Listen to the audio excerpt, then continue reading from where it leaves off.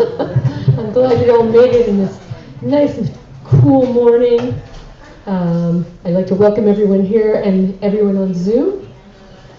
I'm Reverend Kim Haley. I will be your hostess for today. And there will be refreshments in the back. So any newcomers today? Anyone here for the first time? Could you please stand up and tell us your name? My name's Daniel Serby, and I'm about an 8-year Oakhurst resident so far, but the first time I've made it over to here. So. Oh, great, Daniel. Nice to have you here. Daniel. Thank you very much. Yay! Great song. That's great. Hello. First time this year. First time this year. We know you, Dale. That's okay. You We got love me you. numbered. Anybody on Zoom for the first time? Or? Okay, so we've got that settled. So our year's theme for 2026 is awakening. And the topic for January is new beginnings. And it's down like, it's this big. It's big, long, lots of words. It's new beginnings. So we're going to hear things about that today. And I'm looking forward to that. And I'm sure you all are too. So now we're going to open with a song and move into the meditation. And John LaLonde is going to do the music for us today. So I will play a little bit here with the idea that it's helping to kind of lower yourself into a meditation.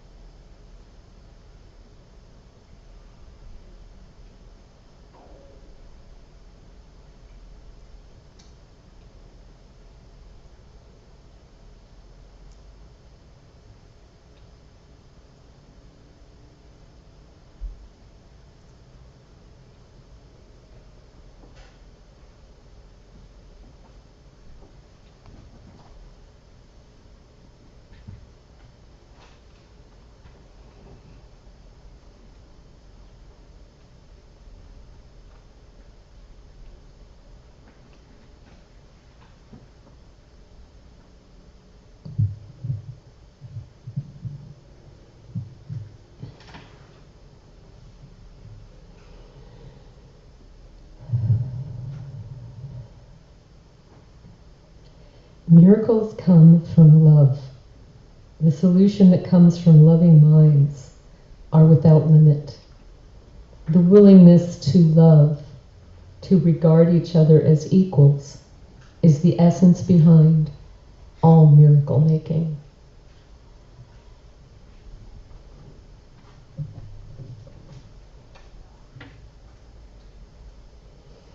And you can take a deep breath in, let it all go, and relax, and keep your heart open.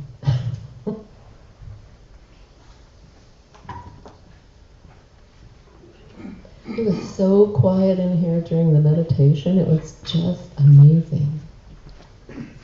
My stomach didn't growl. I didn't hear any other noise. It was just so quiet. It was a beautiful feeling. So today we have a special treat. We have our spiritual salt with Jacque Stringer. Come on up, Jacque.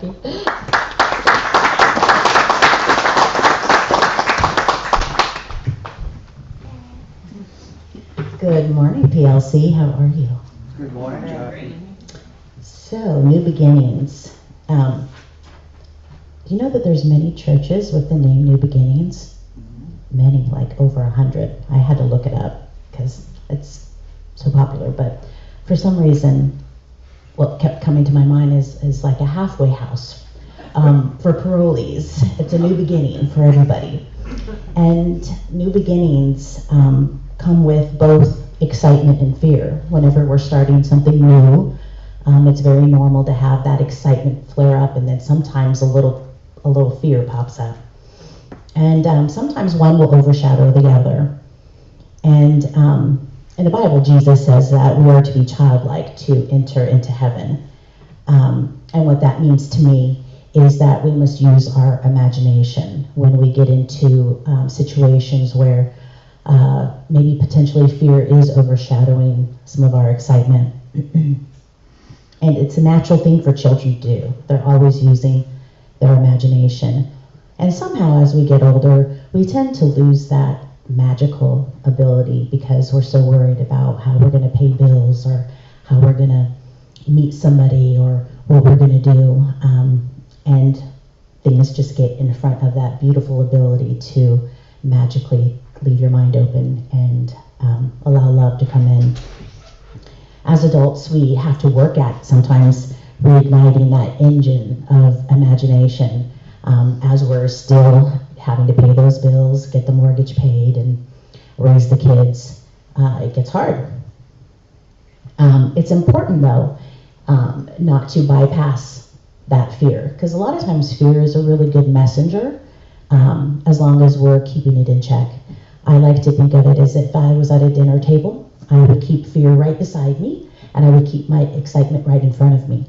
Just to say, hey, I'm looking at you, I'm keeping my eye on my excitement, acknowledging my fear, but not giving it my attention. That helps me keep what's in front of me the most important thing. What came to me when I was thinking about this is in college, I had the opportunity to become an exchange student. And I had a boyfriend who played Division I football, and he went to another state. And he's like, come, visit me for a semester. And I was like, oh, but I looked up all the schools, and I can go to Puerto Rico for a semester. So I followed my excitement. And it wasn't the boyfriend, thank God. Although it was a little fearful for me to pack up everything in my junior year and go away almost to pretty much an entirely new country, although that's where I'm from. I had only visited once, and I didn't know anybody. And the university, all my classes were going to be in Spanish, and I did not grow up speaking Spanish. I had one class in English. Thank God it was the psychology, because I would not have passed that. But I went, and I had such great memories from that experience. And if I had let the fear of not knowing anybody and going alone and disappointing my boyfriend, I wouldn't have had that experience of visiting my native homeland and just feeling at home there and meeting all new people. I have great memories. I did a lot of things that I probably shouldn't have, but they still make me laugh today. A lot of the times when I'm thinking in my day-to-day, I have to go into meditation if I have an overwhelming sense of fear. And a lot of there's different tricks that people use, but one of the tricks that I use is because sometimes in meditation, when you've got something that's blatantly happening in your life, it's really hard to disregard it. It's like a sore that just hurts, and you're trying not to scratch it or rub off that scab. You're trying to let it heal. In meditation, I just create a little box, and I put my fear in that box. And I say, it's okay, you're fine. I see you, I'm just not going to pay attention to you. So I put in that box, and I kind of am able to kind of focus my attention somewhere else. And later on, I find that once I do that, I don't have to worry about it anymore. It's almost like it just kind of goes away. Not all the time, but the continual practice of just putting it away, acknowledging it.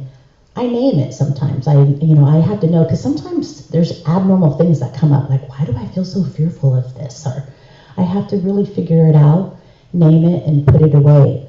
And most of the times it will figure itself out.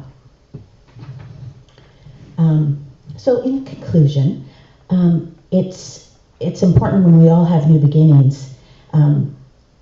Every new thought has to pass through our imagination first. So it's important to be mindful of the feeling that you're attaching to that, and not attaching fear as the main thing, and just allowing that to be separate. And to keep your vision clear, and focusing on that emotion that keeps you happy. And it's kind of like it adds momentum to whatever that imagination is. It really, when you're happy about something, you're focused on that feeling, it really propels it forward. And not to let all those what ifs and the fears get ahead of that. And also, it's important that we not resist some of those things that may come up, because they're always telling us something, and we can learn from every emotion that comes up from us. And just refocus on our excitement. Thank you.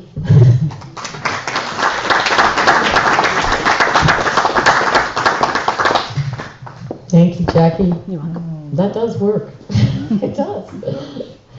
Oh, that was wonderful. Well, now we're going to have some more music with John LaLonde. Let's welcome him back up here.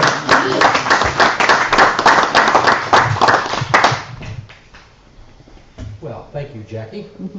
I'm going to play the Welcome song.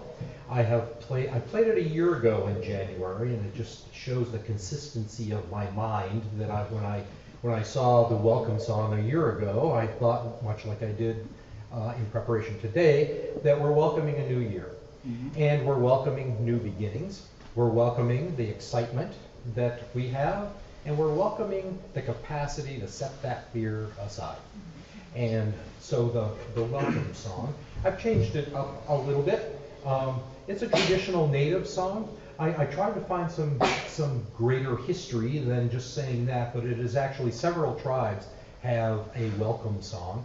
And so this is not attributed to any specific tribe, but it is a native song.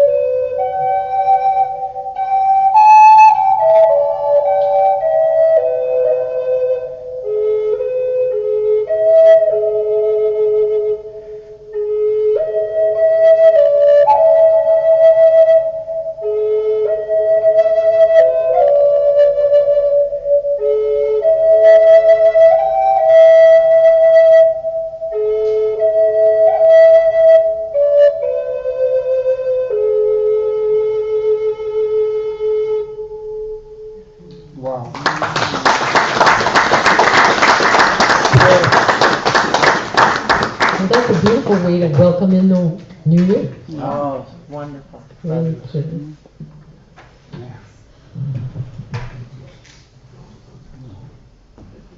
We get to hear from him again later on. And now we have our speaker for today. Let me see if I can get this out before he gets up here. Reverend Bob Hand.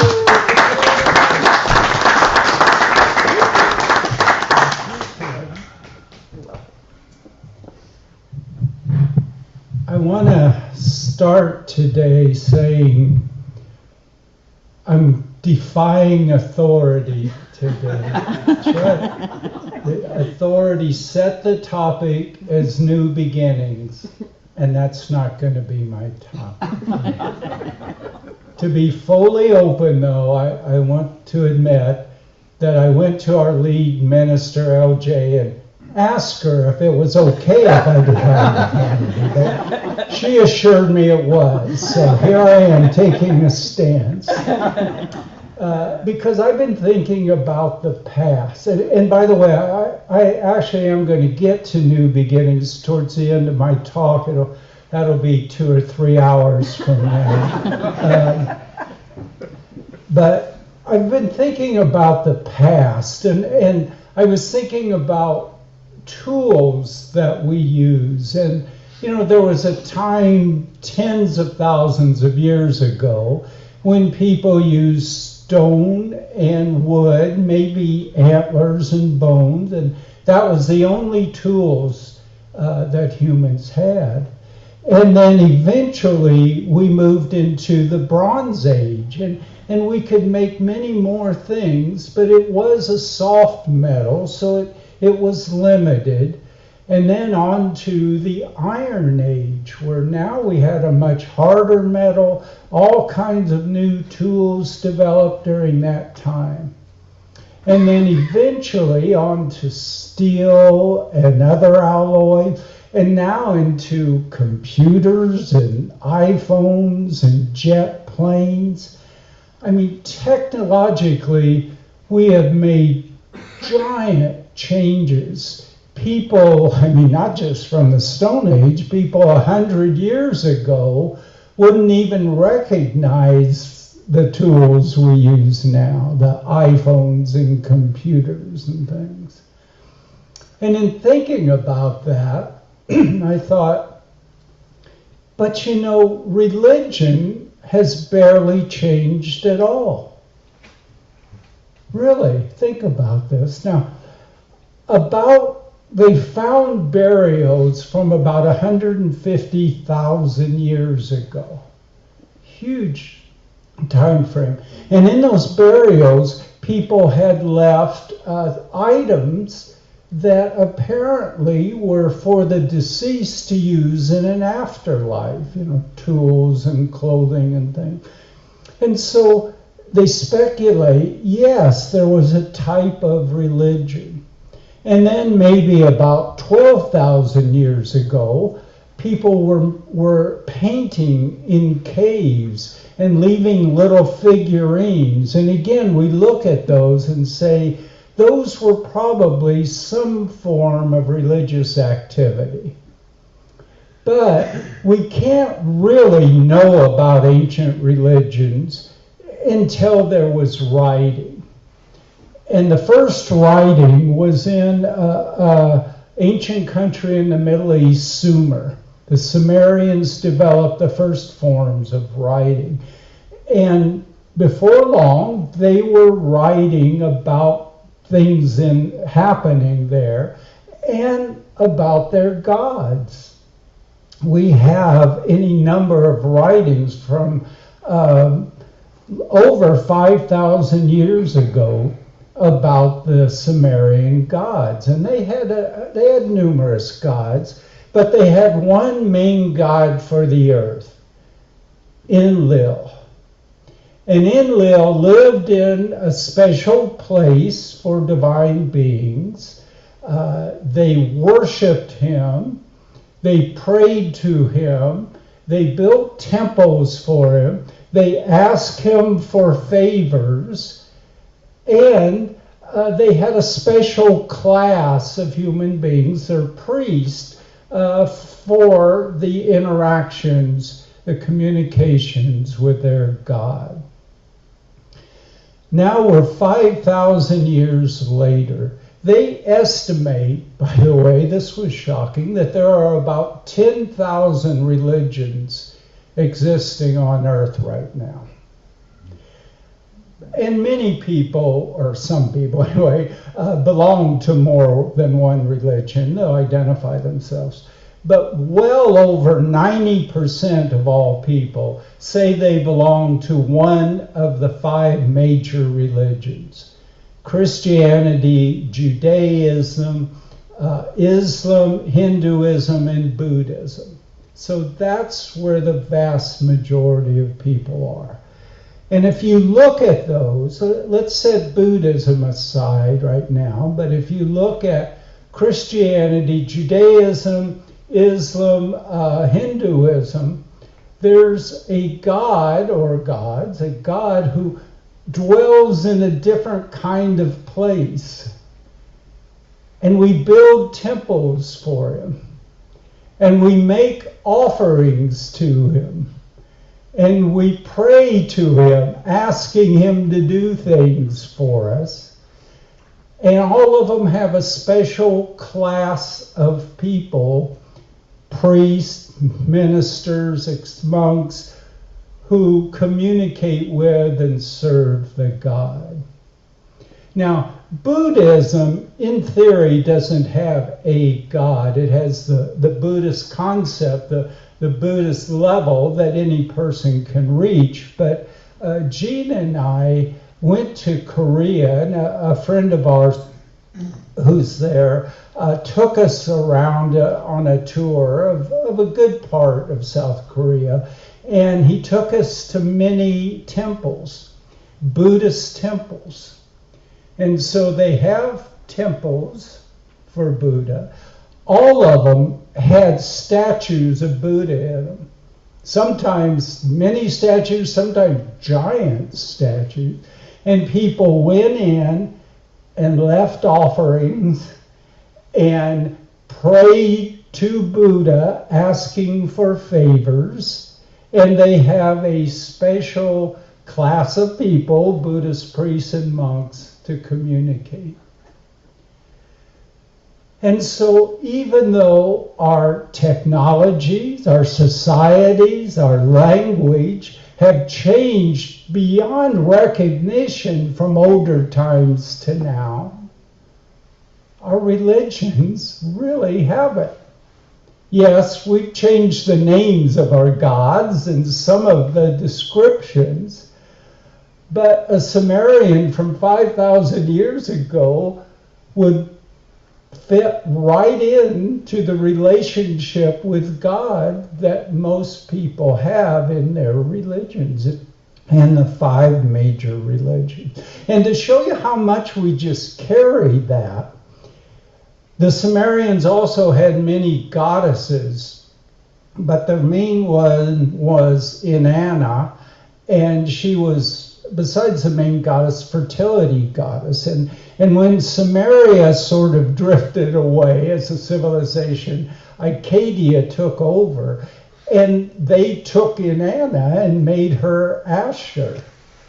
And then the Egyptians took her and made her Isis. And then the Celtic groups took her and made her Astor. And then the Greeks took her and made her Aphrodite. And the Romans took her and made her Venus.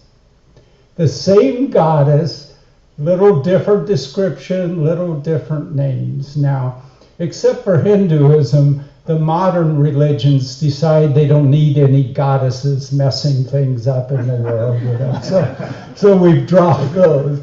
But for about 3,000 years, they kept basically the same goddess. And I really want to make the point how we just carry religion on like that. In Genesis, right after God says, "Let there be light," and makes day and night, it says that the Holy Spirit is traveling across the water because all creation was water at that point. and that God created a firmament, and he divided the waters above from the waters below. Now think about that. He didn't divide the waters from the north from the waters from the south, or the waters from the right from the waters left, but the waters above from the waters below. And what the heck does that mean? But about 4,500 years ago, 4,500 years, the Babylonians had a creation story. And the world was created as water. And it had a few gods, but they had children. The second generations of gods wanted to take power and fought the first generation. And the second generations of gods had a hero god, Marduk. And he slayed Tiamat. She was the water goddess. And when he slayed her, he split her down the middle from the head down, and he put half of her up to make the heavens and half of her down to make the earth.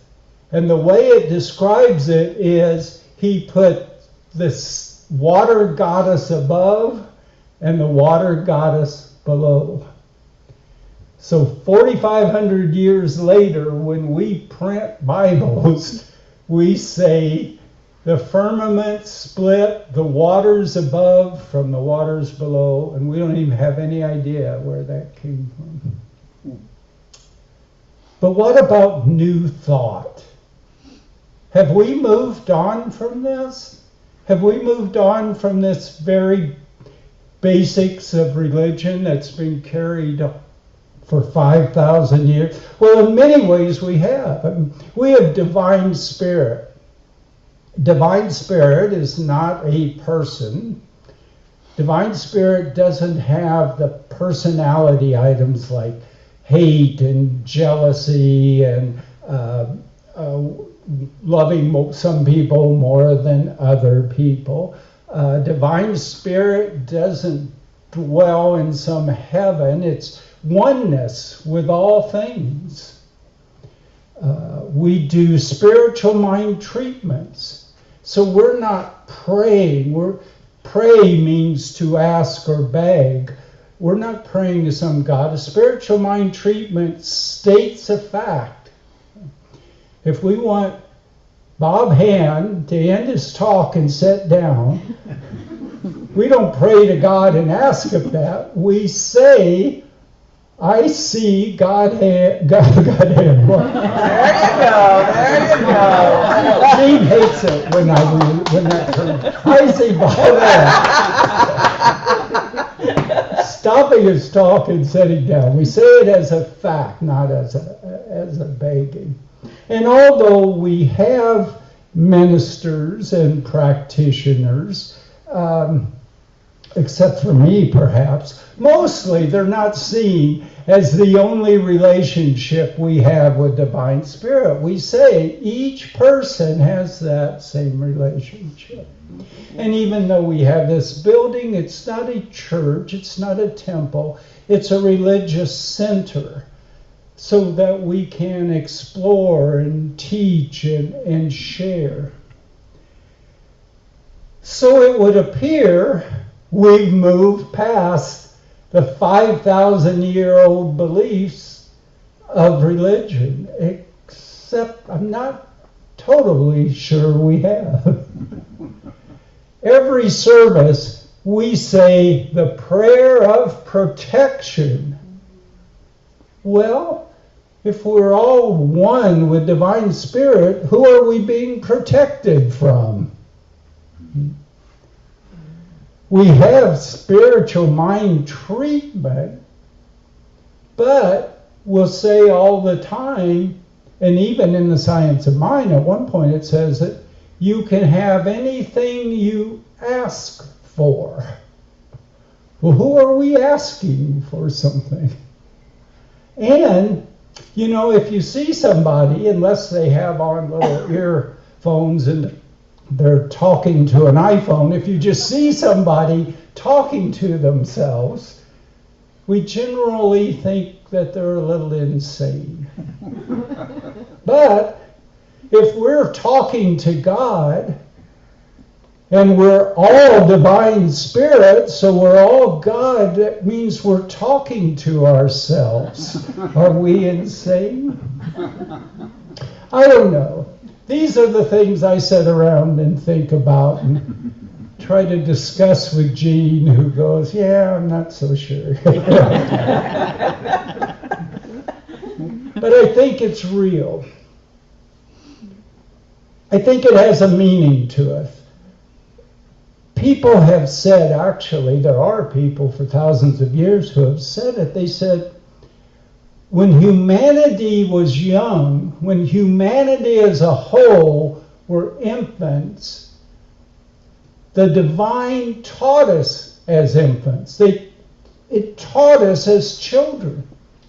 It gave us stories. It gave us stories of heroes and villains and demons, just as we might teach a child with fairy tales. We teach a child what's right and wrong, how to be careful around dangerous situations, how to have courage, how to have loyalty.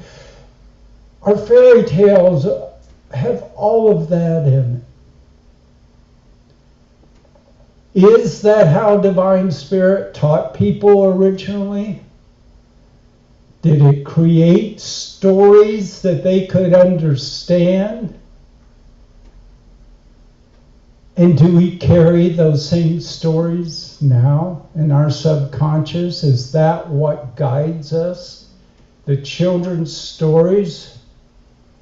And they played a role. They played a role in humanity and moved it forward.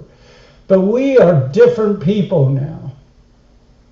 And now each one of us has to take their own path. There is no one road for everyone. Everyone has to take their own path. But in New Thought, we are the children of religious science, the children of the science of mind, which took the first steps to take the mythological religion and move it forward to religious science, to the world we're in. And so I invite each of you to think, are you ready for a new beginning?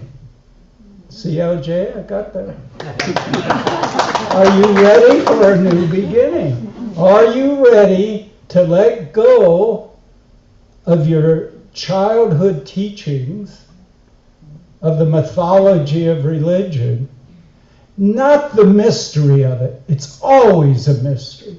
Not the glory of it, not the awe of the divine, but the mythological part. And instead, bring it into the world we're in, so that we don't have to live in two worlds. We don't have to say there's the world of the gods, of the divine, and our world, but we can merge them and say that science and logic and intuition and the glory and awe and mystery can all come together as one. And we will have then truly the new thought and the new beginning. Thank you.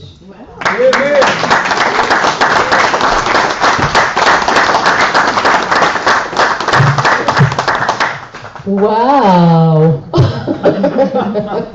That's given me a lot of food for thought. And also, I was going, yeah, and I was having all these thoughts as you were talking. So there's a lot to think about there. We are going to do the prayer of protection today. Only because I feel like it's a reminder, that we're not alone and that it helps us with an awareness, a certain awareness, that's all. Okay, so, wow, I'm buzzing. I have a little buzz going on here. Okay, I want to ask for two people that would like to come up and help with our offertory. Anybody feel like energetic and they like to walk around the building? That's great.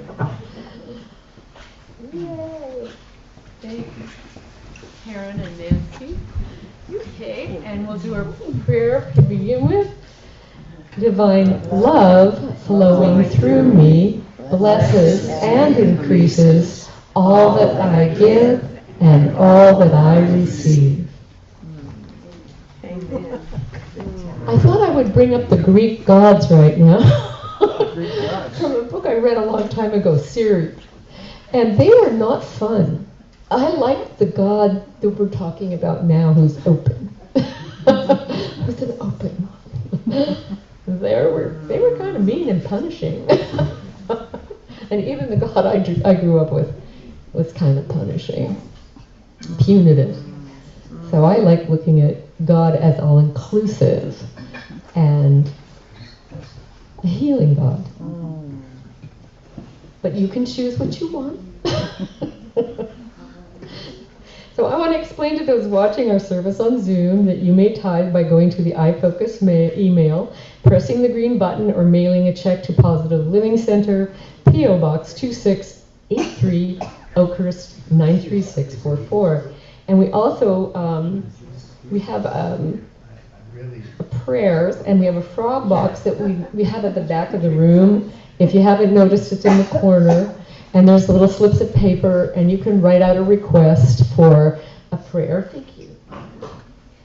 You can write out a request for a prayer, and we give that to Joe Bull, Reverend Joe Bull, and he puts it on I call it our vine, if you like, or it's in the prayers, and all the ministers do get that, and we pray. We sit and we see you being healed. So you can do that, or you can stay after, because Jackie today is our prayer partner. So she will be in the meditation room at the back, and you can have a one-to-one prayer experience with her. Okay. Next week's speaker is Reverend Joe Bull, and so you want to be here for that. Now I'm going to go into announcements. I put it in a different place. Okay, I messed around. I messed around with this. So our announcements today, any announcements that anyone has to make today? The floor is open. Hi, I see someone way at the back. Oh, it's Robin, Reverend Robin. And I'm just going to go from back here. So I know that we have each Sunday after service, we're doing something a little different. My day, I'm going to take the fourth Sunday of the month. And for about 30 to 45 minutes, we're going to practice spiritual mind treatment, the 5 steps, and also incorporate a meditation with that. So I'm hoping about 30 minutes, we'll see, but maybe 45. It'll be at 11:15 on the 4th Sunday of the month. And I made up little flyers. Oh, good. So you can take a picture of the flyer, take a flyer, that's up to you. Okay, so those flyers are back there. Back there. And it's the fourth Sunday of every month. At 11:15. At 11:15. Okay, that sounds great. That'll be good. Are you going to do it in the meditation room? I think we're going to do it in the library. Okay, it doesn't matter. I just wondered. Just curious. Most of you to come, so we'll need to be in the library. Okay. Well, of course. Okay. And now Jackie. And on the third Sunday, which is next Sunday, I facilitate a group for A Course in Miracles. It's a self-study program, so you read it at home, and we discuss kind of what we found interesting during our readings over the past month. It's in the meditation room after service 11:15 to about 12. So I hope to see you there. So we're using all the space, which is a good thing. Any other? Yes, Reverend Joe. I can do it from right here. Okay. Men's group this Wednesday night, 6 o'clock, right here in the PLC. We'll have some fun, talk about guy stuff. Darn it. Okay, Judy. Oh. And you'll mention chat? Pardon me? You'll mention chat? I'm sorry. Chanting. Oh, sorry. Yeah, I can't hear. You have to yell. Chanting. We will be doing chanting today. We do it the first 2 Sundays of the month.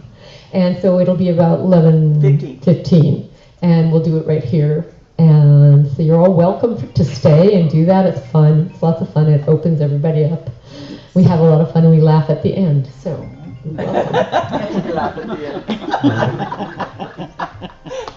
So I was told at the flute circle that the time is being changed, and that is from 2 o'clock till 3:30. And you don't have to have a flute. John LaLonde and Kim Haley are the guides for our flute experience. And if you've never played an instrument, this is a great way to incorporate frequencies and vibrational healing into your well-being. I love the class. Then after that is the drum circle. It starts at 4 o'clock, goes to 5. We had a really lovely, intimate group last night, and we just sent out a lot of love and a lot of energy to those who are willing to accept it, and of course the earth pulls that in. And on Wednesdays, I'm teaching a Dreams and Visions class. It's a 6-week class, and that class is full now. But if you'd like to go to another class in the future, we'll have a sign-up sheet for you. And then I teach an art class at home, so talk to me about that if you're interested. Thank you. Lots of things going on, lots of things. Anything? Yeah, we had a nice flute circle last night too, it was a lot of fun, and we never know who's going to show up. A lot of different personalities. It's fun. I saw John's hand. John, who? John Stanley. Oh, okay, John Stanley. Hello. I can see you. Something of a personal announcement or two. I'm needing to start collecting old newspapers that I need for packing. The second part is in about 3 or 4 months I'll be looking for a place to be. It'll be a joyful release from my present situation.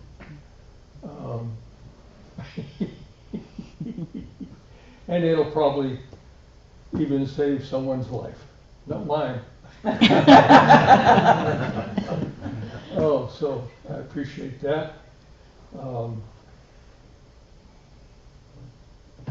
And on a personal note, this church is unique.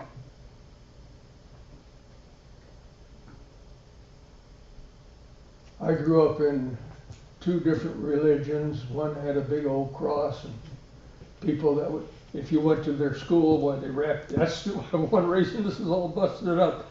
There was this nun lady, and boy, she could smack hard. Man, she did it to me a few times.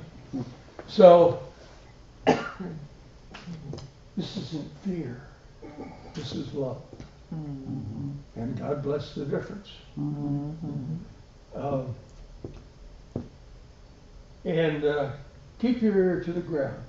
I will, at some point I can tell, get pretty desperate for, it's going to be cold. This is the wrong winter to have to do this. But boy, I need to get someplace. Thank you.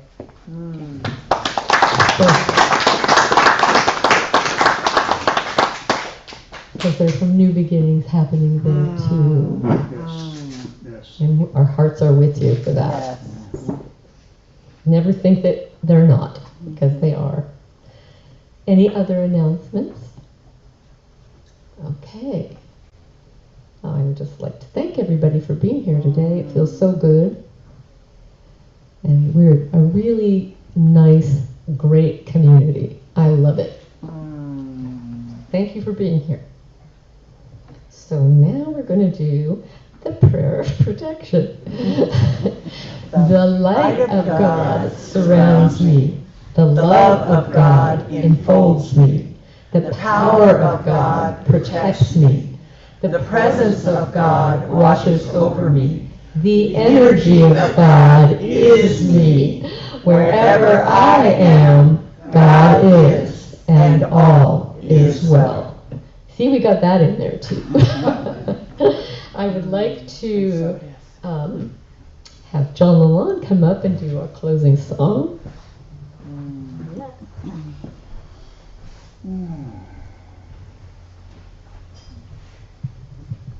Well, I'm going to play something new on this one. I do want to give some credit to the flute player Mark Holland, that the melody that happens in the middle of this is really off a song of his entitled River Path.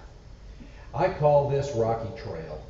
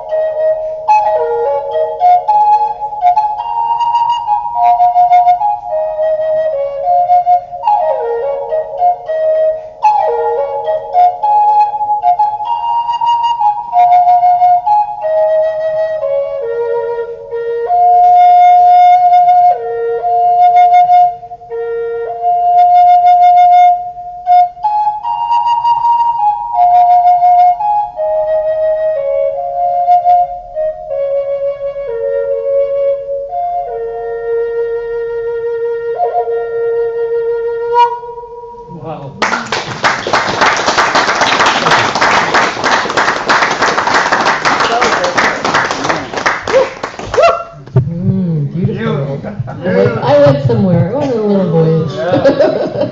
It's a nice trip. Thank you. Okay, so now we've had such a great service today. I'm so grateful for that. I'm going to ask LJ to come up and do our closing prayer. Reverend LJ. Master LJ. Oh my goodness. If you'll join me. It's just so good to quiet in one more time, just one more time. And feel all the gifts that have been given today.